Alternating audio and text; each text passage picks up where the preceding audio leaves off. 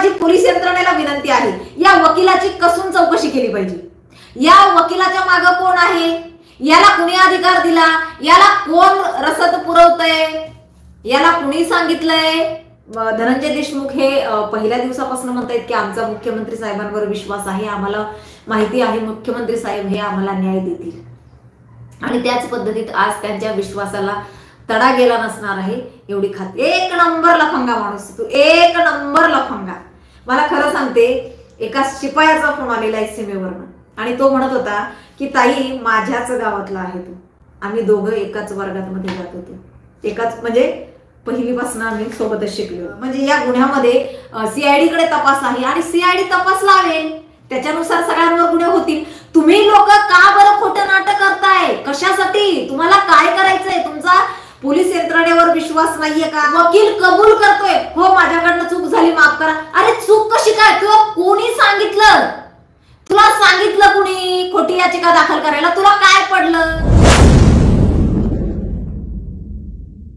जय जिजाऊ, जय शिवराय, जय भीम, जय ज्योती, जय क्रांती। मी आपलीच संगीताताई वानखेडे आणि कसे आहात सर्व? मजेत ना असायलाच तर या बोलू जरा।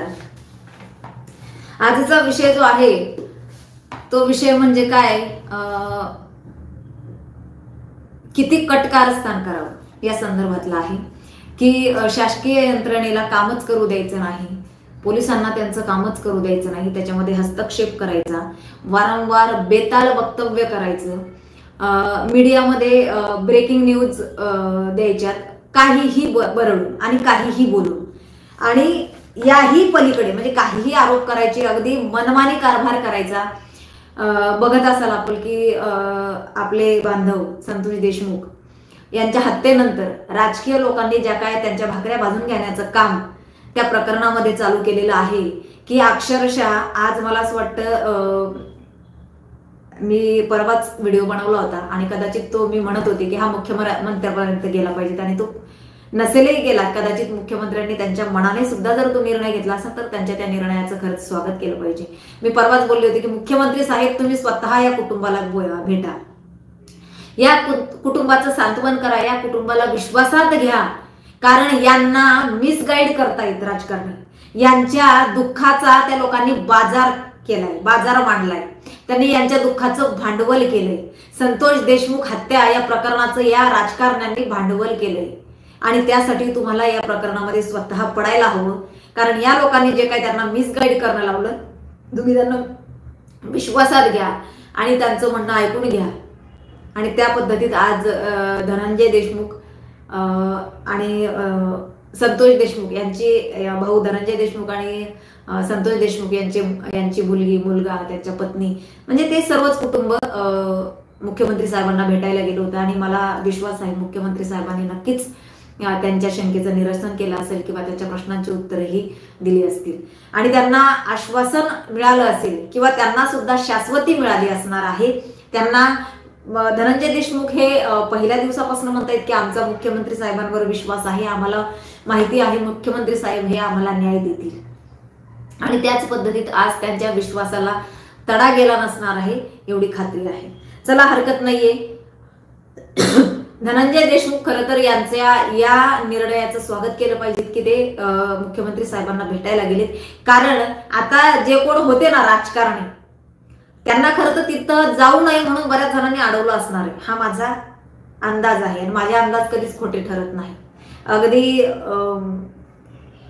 जरा नंगेली तर मी तर म्हणते बरा बांधच घातला असेल, जाऊच नका त्याच्याकडं, तो काय देणार आहे निर्णय असं म्हणून, परंतु त्यांनी जो निर्णय घेतला मुख्यमंत्री साहेबांना भेटण्याचा तो फार छान घेतला आणि नक्कीच त्यांना न्याय मिळेल, त्याच्याबद्दल शंकाच नाही। आता आज दुपारपासून एक जी बातमी फिरतीये ती म्हणजे अशी की धनंजय देशमुख हे मुख्यमंत्र्यांना भेटायला चालले होते, त्याच वेळेला त्यांनी कुणाला तरी कॉल केला होता आणि तो कॉल चालू असताना दुसऱ्यांनी ते शूट केलेला आहे, म्हणजे त्यांनी पुरावा सुद्धा जवळ ठेवलेला आहे। तर त्यांना कुठल्या तरी चॅनलच्या एका पत्रकाराने विचारले की हा काय प्रकार आहे, याचिका कुणी दाखल केली आणि याचिका कुणाच्या सांगण्यावरून दाखल झाली। तर विषय असा आहे की त्यांनी सांगितलं की याचिका आम्हालाही माहिती नाही कोणी दाखल केली आणि कशी दाखल केली। तर बघा, काय म्हणजे षडयंत्र आणि काय या लोकांच्या हिमतीला दाद दिली पाहिजे म्हणायला हरकत नाही. किती काय भयंकर लोक आहेत ना, बाप रे बाप. अरे भीती नावाचा शब्द आहे की नाही तुम्हाला? काय तुमच्या राजकारणासाठी तुम्ही किती खालच्या थराला जाल. आणि याच्यावरून कळून येतंय, जरा मी म्हणते ना धनंजय मुंडे जर चुकीचे असतील, धनंजय मुंडे जर गुन्हेगार असतील, त्याच्यामध्ये जर ते दोषी असतील, तर त्यांच्यावर SIT नेमलेली आहे. त्यांच्यावर म्हणजे या गुन्ह्यामध्ये CID कडे तपास आहे आणि CID तपास लावेल, त्याच्यानुसार सगळ्यांवर गुन्हे होतील. तुम्ही लोक का बरं खोटं नाटक करताय? कशासाठी? तुम्हाला काय करायचंय? तुमचा पोलीस यंत्रणेवर विश्वास नाहीये का? तुम्हाला पोलीस यंत्रणेला तुम्हाला म्हणजे तुम्ही एकतर त्यांच्यावर आरोप करताय की पोलीस यंत्रणा निष्पक्षपणे तपास करत नाहीये, किंवा त्यांच्या तपासामध्ये तुम्ही अडथळे निर्माण करताय, त्यांना तुम्ही ऑर्डर देताय. बरं, पोलिसांच्याही हातात नाहीये की त्यांच्यावर कोणते काय लावायचंय ते. त्यांनी जरी लावलं ना तरी कोर्टामध्ये त्यांना त्याची उत्तर द्यावे लागतील पोलिसांना. उद्या कोर्ट विचारेल ना, तुम्ही जर याच्यावर 302 टाकलं तर तुम्हाला कुठं हा बाबा आढळला? हा धनंजय मुंडे तिथं होता का? 302 तुम्ही कशावरून टाकलं त्याच्यावर? उद्या त्यांच्या नोकऱ्या जाऊ शकतात ना पोलिसांच्या. तुम्हाला काय बोलायला? पोलिसांना ते अधिकार नाहीये. जर तसं काही नसेल ना तर त्यांच्या नोकऱ्या जाऊ शकतात. कोर्ट त्यांना सस्पेंड करू शकतं. तुम्ही चुकीचं एखाद्याला नाही का वेटीस धरलं किंवा चुकीचे गुन्हे दाखल केले एखाद्यावर म्हणून. आता जर तपास चालू आहे, तपास यंत्रणा जर त्यांचं कसून काम करते, तर तुम्ही लोक का बरं मधी मधी मधी करताय? आता याचा तर तुम्ही हद्द पार काय केली माहितीये का? या लोकांनी अक्षरशः कोण वकील होता ते धनंजय देशमुख सांगतायत. त्यांना ज्या पत्रकाराने विचारला प्रश्न की याचिकेचा काय विषय आहे, त्यांनी सांगितलं एक वकील आमच्या आम्हाला सांत्वनपर भेट देण्यासाठी आलेले होते आणि त्यावेळेला त्यांनी सांगितलं की काही तुमचे असेल तर मला सांगा, मी तुमचं काम करेल. आणि त्यावेळेला आम्ही सांगितलं की हो बाबा देऊ आम्ही तुम्हाला, काय जर असेल तर बघूया आपण. जर यंत्रणेकडनं आपल्याला डिपार्टमेंटकडनं जर आपल्याला न्याय मिळाला नाही तर आपण याचिका वगैरे दाखल करू असं ते म्हटलेत. आम्ही बोललो होतो, परंतु दाखल करा असं आम्ही म्हटलेलं नाही. आम्हाला फोर्स होत होता, परंतु आम्ही दाखल करा असं म्हटलेलं नाही. आम्ही कधीच ते मागे घेतलेलं होतं. कदाचित त्यांचा काय झालाय असेल संवाद, तर ते आम्ही नव्हतं सांगितलं, नाही करायचं. परंतु त्या वकिलाने खोट्या सह्या केल्या. बघा, बाप रे बाप, खोट्या सह्या केल्या धनंजय देशमुख यांच्या. आणि त्यांनी याचिका दाखल केली धनंजय मुंडेच्या विरोधात मध्ये. अरे काय तुम्ही लोक भीतच नाही बाबा कोणालाच. बरं, या वकिलाला कोणी सांगितलं? आता माझी पोलीस यंत्रणेला विनंती आहे, या वकिलाची कसून चौकशी केली पाहिजे. या वकिलाच्या मागे कोण आहे? याला कुणी अधिकार दिला? याला कोण रसद पुरवतय? याला कुणी सांगितलंय? याला कुणी सांगितलं याचिका दाखल करायला? तुम्ही किती गैरफायदा घ्यावा, किती राजकारण करताय तुम्ही लोक, किती. अरे दिसून येतंय ना, दिसून येतंय की तुम्हाला फक्त त्या व्यक्तीला त्या पदावर न काढायचं आहे आणि त्याच्यासाठी तुम्ही इतके वेगवेगळे पायंडे वापरताय. अरे नैतिकता आहे का काय तुमच्यामध्ये? नैतिकता नावाचा शब्द आहे तुमच्यामध्ये? किती खोटं वागावं, किती खोटं वागावं. कोण आहे याच्या माग? खरं ना, जी सीआयडीला दिलेली ना केस, मला वाटतं त्याच्यामध्ये या वकिलाला सुद्धा त्यांनी नक्की बोलवावं आणि धनंजय देशमुख यांनी खरं तर त्या वकिलाच्या विरोधात मध्ये अर्ज द्यावा की मी न सांगता उद्या हा काहीही करेल. माझी विनंती आहे त्या धनंजय देशमुख दादांना की तुम्ही याच्या नावाचा आहे ना अर्ज द्या किंवा याच्या नावाची तक्रार दाखल करा. या वकिलाने माझ्याबद्दल खोट्या सह्या करून याचिका दाखल कशी काय केली? उद्या काहीही करतील तुमच्या नावाखाली, उद्या काहीही करतील तुमच्या नावाखाली, एवढं लक्षात ठेवा. म्हणजे आता तुमच्या एकंदरीत ही बाब लक्षात आली असेल की ही लोक किती खालच्या थराला येऊन ठेपलीत. ही म्हणजे तुम्हाला त्यांनी फोर्स केला असणार आहे 100%. तुम्ही नाही म्हटलं असणार आहे आम्हाला नाही करायचं, तर यांनी तुमच्या परस्पर खोट्या सह्या, म्हणजे तो कबूल करतोय, वकील कबूल करतोय, हो माझ्याकडनं चूक झाली माफ करा. अरे चूक कशी काय? तुला कोणी सांगितलं?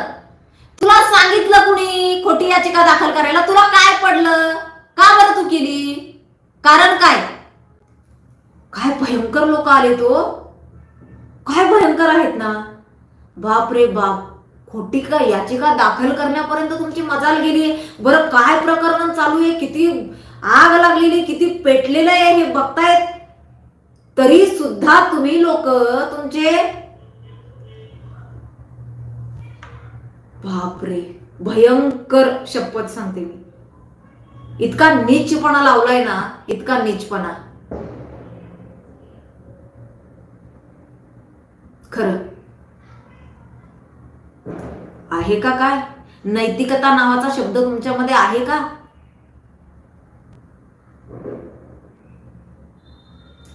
धनंजय देशमुख यांनी खरंच उद्या त्या वकिलावर आहे ना, त्यांनी गुन्हे दाखल करावेत की याने माझ्या खोट्या सह्या करून याचिका दाखल केली.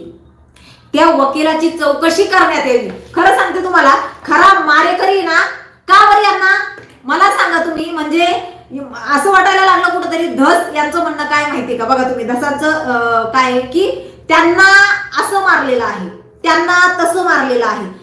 बरं, यांचं म्हणणं आहे की सोशल मीडियावर व्हिडिओ आलेले आहेत. सोशल मीडियावर जर व्हिडिओ आले तर कुठल्याच चॅनलला ते व्हिडिओ, संतोष देशमुख यांना मारण्याचे व्हिडिओ जर सोशल मीडियावर फिरत होते तर मग ते मीडियाच्या हाती का बरं नाही लागले? सोशल मीडिया तर असं आहे की एका सेकंदात कुठल्या कुठं पोहोचून देतं काही पण, मग ते मीडियाच्या हाती का नाही लागले?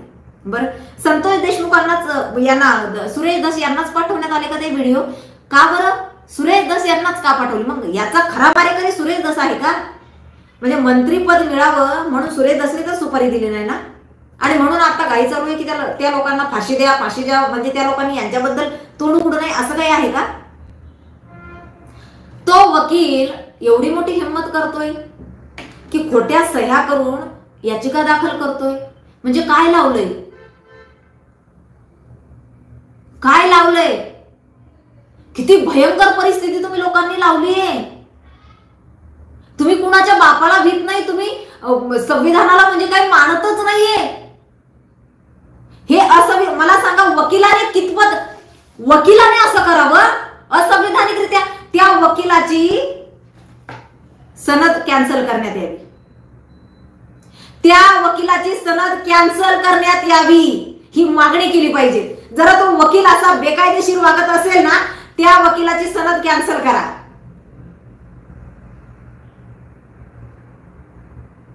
कुणी अधिकार दिला यांना असं वागायचा?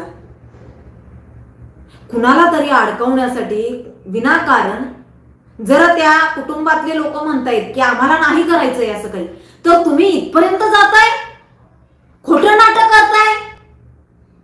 अरे काय लावलंय? किती खालच्या थराला जाल आणखी राजकारणासाठी? किती खाली जाल? त्याला काही लिमिट असतं ना. भयंकर वाईट परिस्थिती या लोकांनी करून ठेवलेली आहे खरं महाराष्ट्राची. हे 3-4 लोक आहे ना, खरं तर यांच्याच विरोधात मध्ये याचिका दाखल करावी आणि यांना कुणीतरी आतमध्ये टाकावं. जे जातीय तेढ निर्माण करतायत, जातीय द्वेष निर्माण करतात, जे 2 समाजामध्ये भांडणं लावतायत, ज्यांनी महाराष्ट्र नासवून ठेवला, अशा लोकांना खरंच आतमध्ये टाकावं. यांच्या विरोधात मध्ये कुणीतरी याचिका दाखल करावी. केळसवानं राजकारण तुम्ही चालू केलंय रे. काय कुठं मग काय बोलावं? काय खरं सांगा ना. म्हणजे ते संतोष देशमुख यांचे भाऊ कॉल करून वकिलाला बोलतायत आणि वकील कबूल करतोय तिकडनं. ते बोलतायत, तुम्हाला कोणी सांगितलं? तुम्ही का माझ्या सह्या केल्या खोट्या? आणि तो म्हणतो हो ते चुकलं माझं. का चुकलं बाबा? तुझ्या काय गळ्यावर कोणी सुरी ठेवली होती का? वाईट परिस्थिती चालू आहे बघा, वाईट महाराष्ट्रामध्ये वाईट चालू आहे. म्हणजे एखाद्याचा राजकीय सूडबुद्धीने एखाद्याचा बदला घेण्यासाठी आणि त्यांचा हेतू साध्य करण्यासाठी तुम्ही इतक्या खालच्या थराला जाऊ शकता का रे?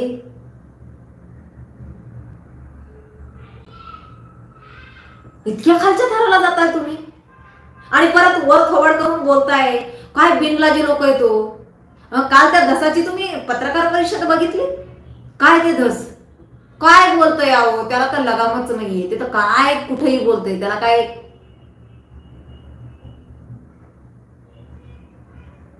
भीती नावाचा शब्दच नाहीये. काहीही बोलायचं, कुणालाही धमक्या द्यायच्या, दादागिरी. अरे वा. आकाचे आका कोण असं ज्या वेळेला पत्रकार काही बांधव विचारतात की तुम्ही आकाच्या आकांचं नाव घ्यायला घाबरता का? नाही, मी विसरून जातो. मी काय गजनी मधला त्या याचं नाव घेतलं त्याने, मी तो होतो. काय तुम्ही मस्करी लावली? नाही, मस्करी लावली. खरं सांगते, मस्करी लावली. यांनी त्या विचाराचा जीव गेलाय आणि यांनी त्याची मस्करी लावली आहे. खरं परवाच्या पण तुम्ही सभेमध्ये बघा, त्यांचा हास्याच पिकलेला आहे, दुसरं काहीच नाही. अरे हास्या लावलाय तुम्ही, कुणाचा तरी जीव गेलाय, कुणाच्या तरी घरातला करता पुरुष गेलाय, त्या लेकरांचं छत गेलंय, त्या माऊलीचा जोडीदार गेलाय, त्या आईच्या पोटचा गोळा गेलाय, त्या भावाचा पाठीराखा गेलाय, आणि तुम्हाला मस्करी सुचते. मस्करी करताय तुम्ही. त्यांना न्याय मिळावा म्हणून सभा घेता आणि त्याच्यामध्ये तुम्ही हास्या पिकवता. अजूनही तेच, म्हणजे तुम्हाला भीत नाही तुम्ही. काय ते बोलतय बघा ना, ते जरा नंग्या काय बोलतय. त्याला ज्या वेळेला पत्रकार म्हणतात की तुमच्यावर गुन्हे दाखल व्हायला लागले की तिकडे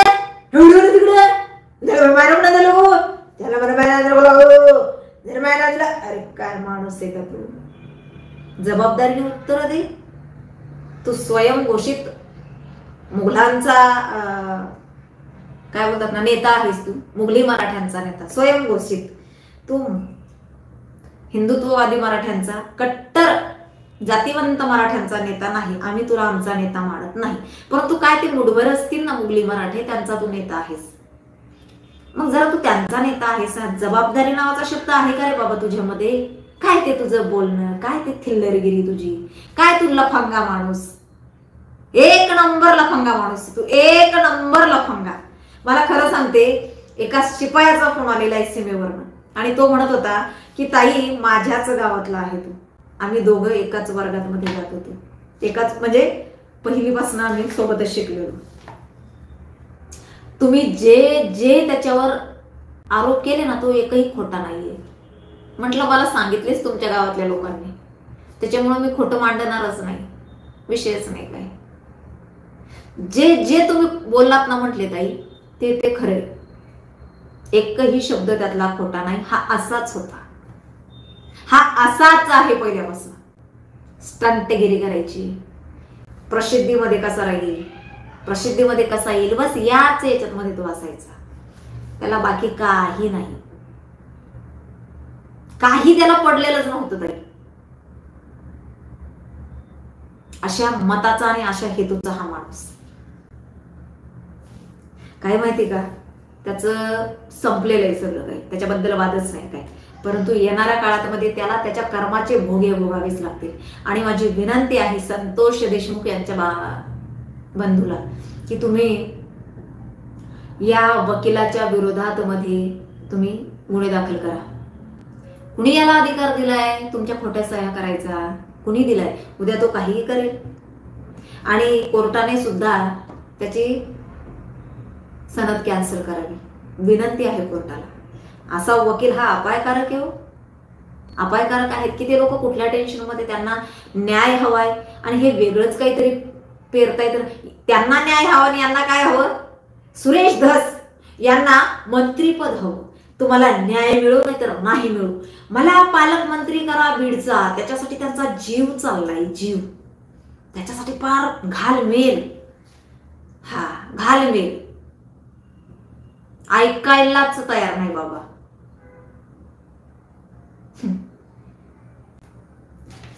हरकत नाही, सगळं काही बाहेर येईल. इथे संविधान आहे, लक्षात ठेवा. पुन्हा सांगते, या देशाला संविधान लागू आहे, तुमची हुकुमशाही चालणार नाही बरं का. हा, त्यामुळं कायदे सगळ्यांना समान आहे हे वारंवार सांगण्याची गरज नाही. परंतु तुमचं मात्र सगळं उघडं पडणार आहे. तुम्ही जे काही वाहत्या गंगेमध्ये हात धुवून घेण्याचं काम चालू केलेलं आहे ना, बरं का, तुम्ही जे वाहत्या गंगेमध्ये हात धुण्याचं काम चालू केलेलं आहे ना, ते भोवणार आहे तुम्हाला. माफी कुणालाच नाही, माफी कुणालाच नाही, लक्षात घ्या. इथे दुर्जनांची कार्यशीलता जास्त वाढलेली आहे आणि म्हणून सज्जन बिचारा आपला शांत गप बसलेला आहे. दुर्जनांची कार्यशीलता इतकी वाढलेली आहे की त्यांना भीतीच राहिली नाही कशाचीच. नैतिकता आणि नैतिक जबाबदारीच त्यांना कळत नाही की अरे आपली काहीतरी नैतिक जबाबदारी आहे. इतकं माणसाने सत्तेसाठी भान नाही माणसाने हरवावं इतकं.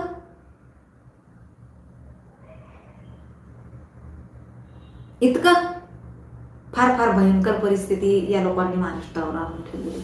हरकत नाही, यांचंही सगळं काही बाहेर निघेल. आगे आगे देखो होता है क्या. कारण हे पंत आहेत तो, आणि ते पंत आहेत ना ते फार डेंजर आहेत, एवढं लक्षात ठेवा.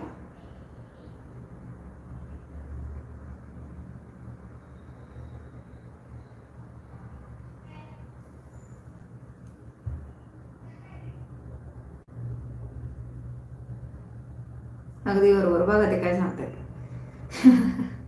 काय फार भयंकर आहे. चला हरकत नाही. चला मस्त खास मस्त राहा, जगाने जाऊ द्या. उद्या पुन्हा नवीन विषय घेऊन तुमच्या समोर येणारच. तोपर्यंत तुमची संगीता दैवाडणे. गुड नाईट, शुभरात्री, श्री स्वामी समर्थ. जय हिंद, जय महाराष्ट्र, जय हिंदू राष्ट्र. जाता जाता एक विनंती करेल, जे नवीन असतील त्यांनी सबस्क्राईब करा, जे जुने असतील त्यांनी लाईक करा आणि कमेंट करायला विसरू नका. आणि विनंती आहे, अफवांवर विश्वास ठेवू नका.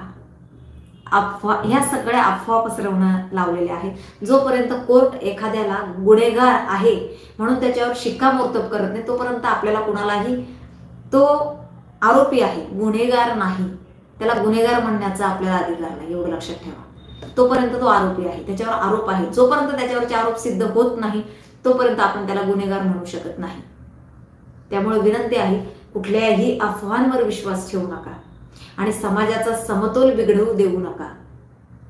आपण समाजातले जाणकार नागरिक म्हणून आपली ती नैतिक जबाबदारी आहे, एवढं लक्षात ठेवा. बाकी काय, दुर्जन लोकांनी तर उच्छाद मांडलेलाच आहे, त्यांचं चालू आहे आपलं त्यांच्या भाकऱ्यापासून. हरकत नाही, रजा घ्या.